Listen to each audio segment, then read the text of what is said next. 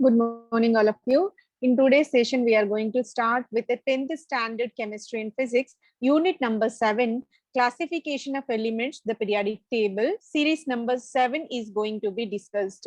Earlier, we completed various criteria which are provided by different scientists in order to classify all the elements. Since from the inception to current modern periodic table, all kind of discussion was given in this classification of elements. Now we are going to discuss about any other kind of classification of elements based on metallic and non-metallic nature. In the series number 7, we are purely focusing about metallic, non-metallic and metalloid kind of properties which are exhibited in the modern periodic table.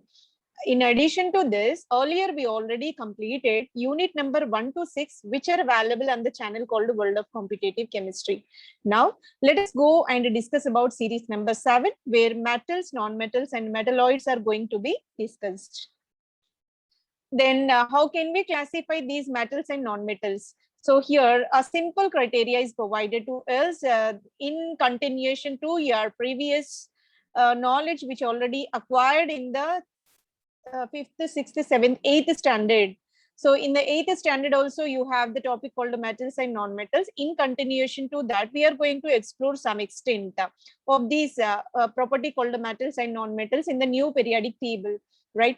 So when you consider these metals, so here the simplest examples like copper, aluminium, and you may go with iron, all these are considered as metals. And the non-metals are simply classified as sulfur, selenium, nitrogen, bromine, even chlorine, fluorine. All these are regarded as non-metals.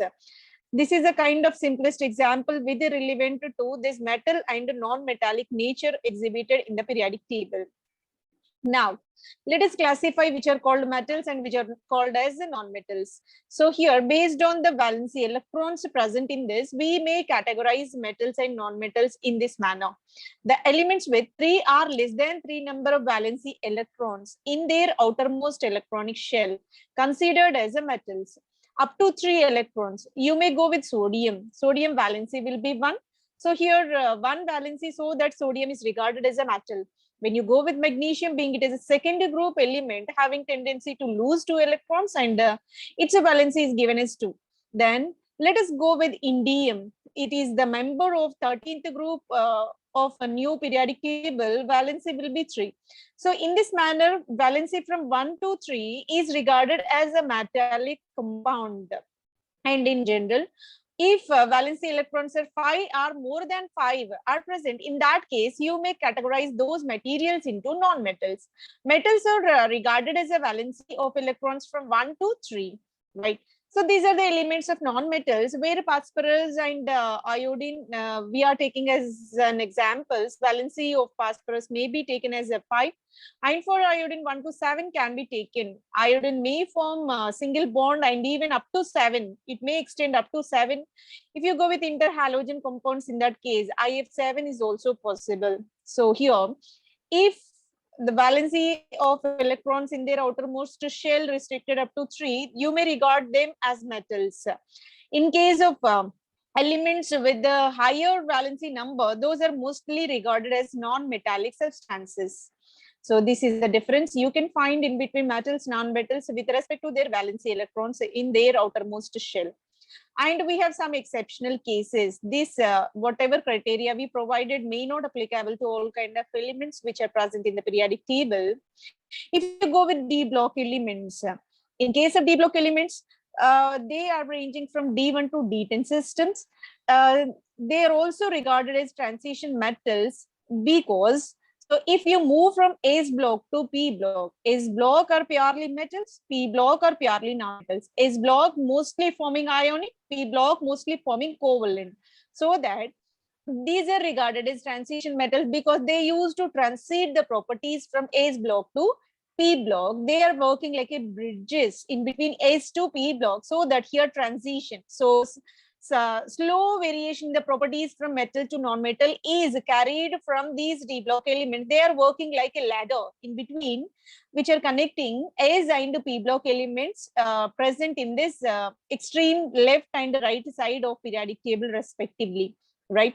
And always, if you observe the trends in these d block elements, always from when we are moving from left to right hand side, what happens gradually, non-metallic property is increasing.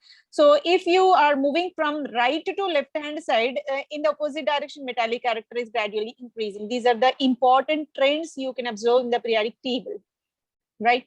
So here metallic nature of d block elements are gradually decreasing. So there is a descending order will be observed from left to right hand side in their metallic properties with respect to these d block elements. So almost all d block elements are regarded as metals only, but strength of metallic nature will be slightly reduced from left to right hand side if we are moving. And one more curiosity question we are framing here: why d block elements are regarded as a transition metals? What could be the reason for this one? I collected this answer from Vedantu. Thank you very much. D block elements are called transition elements because they exhibit transition behavior between S and P block elements. And their properties are a transition between highly reactive metallic elements of S block and being their ionic in nature, and elements of P block with their covalent in nature. So in that manner, there is a transition, slow change from ionic to covalent nature, metallic to non-metallic nature. So in that way, S to P block, they are working like a ladder or bridge in between, so that you can say these elements are regarded as a transition metal elements from D1 to D9. Exceptionally, D10 system may not be regarded as transition metals because they are completely filled and having some extent of inertness, right? So up to D1 to D9 system only you can regard them as a transition metal elements. This is the data collected from Vedantu. Thank you very much. And this table was collected from Topper. And thank you very much for your contribution too. And next is about lanthanides and actinides. So if we discuss about lanthanides and actinides in terms of metallic and non-metallic properties, they are actually the part of third group elements. They are the part of this third group element, third B, if you go with Roman numerals, and in case of Arabic, it will be third group only. Which is within the transition elements, hence they are regarded as inner transition elements. One more less step. So if we have to go deeper into the inner shell, so that's the reason why these are regarded as the inner transition metals, because being these are the part of this third B group only, that's the reason why you can say these are the transition. Why it is denoted as inner transition means antipenultimate shell is going to be filled in these. That means N-2 F orbital is going to be filled for even lanthanides and actinides as well. Hence, they are regarded as inner transition metals, and they are placed at the bottom of periodic table, being all these are radioactive in nature and may not be incorporated in the main frame of the periodic table because it will become very lengthy and it is not possible to read in the single page. For our convenience, these elements are kept separately and distinguishably, right? So these are regarded as inner transition metal because antipenultimate shell is going to be filled with a differentiating electron. So here N-2. So that's the reason why these are called inner transition elements, and almost all F block elements are also regarded as metals, but these are radioactive metals. All these F block elements also having the nature of metallic properties. Now, any other kind of new categorization is also apart from metal and non-metal. So we have certain kind of distinction between metal and non-metal. Metal having distinct three-dimensional regularity, regular arrangement will be there, and if randomness is present, those are regarded as non-metals. Metals are having a perfect properties like the conduction property and malleability, ductility, luster nature, and so many predefined qualifications are present for all the metals. In case of non-metal, mostly non-metals are regarded as a gaseous compounds, otherwise they may be existing in liquid state. Bromine is the simplest example with the non-metal of liquid in nature, and almost their properties are random. We can't pre-detect their properties because a random arrangement will be appeared in that, being all these are gases and liquids. A few compounds are regarded as a solids only. So even though we have that kind of categorization, metals and non-metals, we have a new kind of classification called metalloids or semi-metals. These are new kind of materials, and they are representing like a stages which observed in the modern periodic table. The elements like boron, silicon, germanium, arsenic, antimony, tellurium, and even polonium, all these elements are possessing metalloid nature or semi-metal nature. Metalloid in the same treated as metals, nor can be regarded as a non-metals, but having intermediate property. In between property is there for these elements. So partial metallic nature will be there, partially they are behaving like a non-metallic substances as well, right? So very hard nature will be imbibed because of metallic property, and they will become brittle because of non-metallic nature as well. So, and most of these materials are regarded as semi-conducting materials having partial metallic nature, hence they are imparted with a partial conduction property. This is called we already know what is the pivotal role of semiconductors in electronics as well as in computer software systems. In all these cases, we are applying these semiconducting materials. And simplest examples are boron, silicon, arsenic, germanium. And these are the metals which are located in the periodic table and working like metals are. This is kind of distinct position of located all these in case and consider all the materials are purely metals. That's the reason why this is the bifurcation line which used to separate.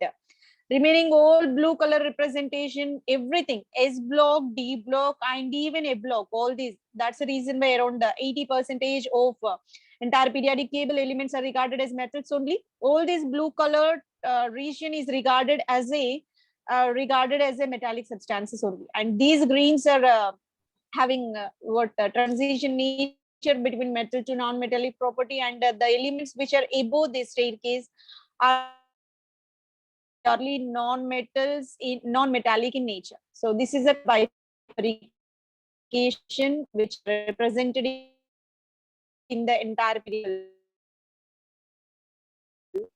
And these are having very in of these materials. Partial conduction is possible, and a partial metallic nature is also present in these. Now, let us move on to again metals and non-metals kind of categorization.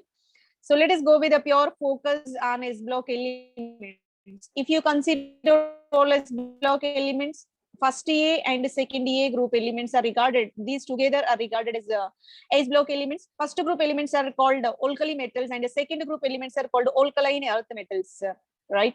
So here clear distinction of these metals of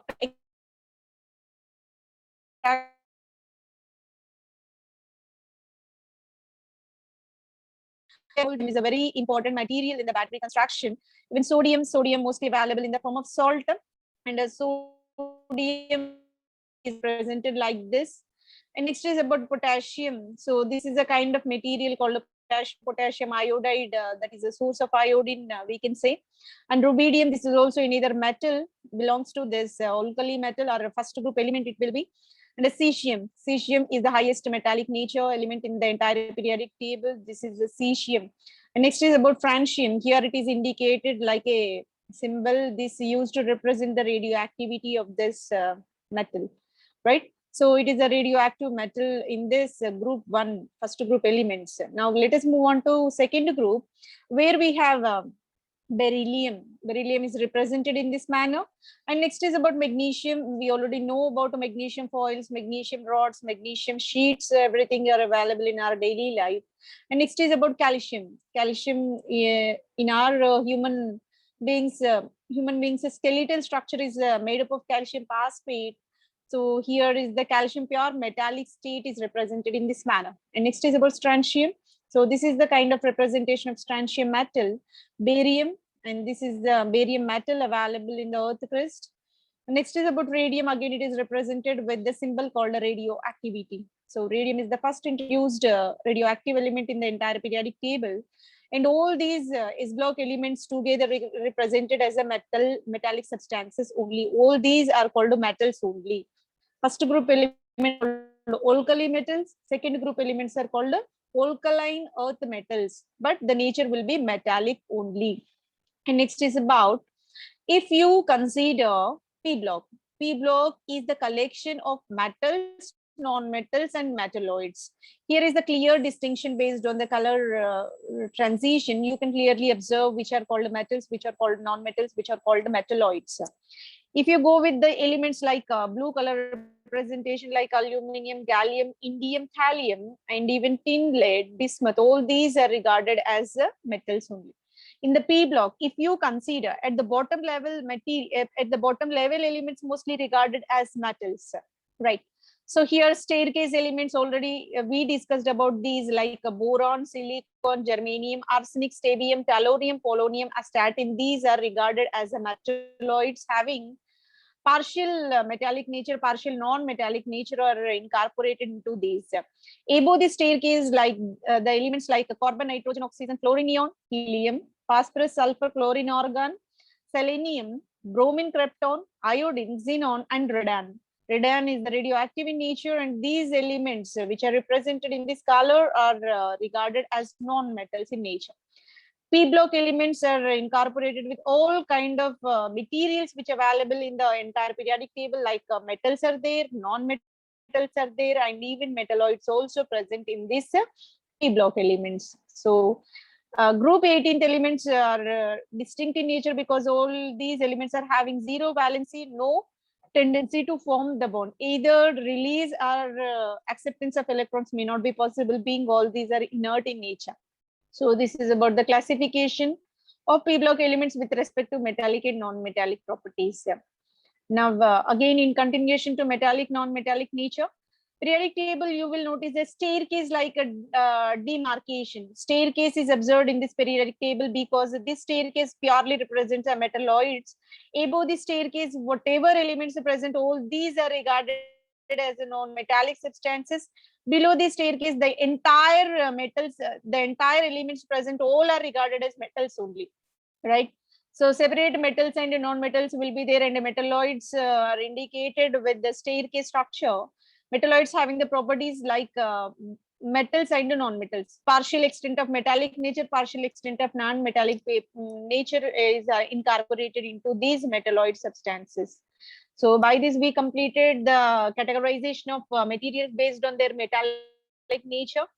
Here, three kind of materials are available based on metallic nature. One is purely metal, second is non-metal, third is in between called the metalloids or semi-metals in nature. So by this, we completed this session number 7. Hope this will be helpful for your preparation. Thank you very much for your consistent listening. Thank you, one and all.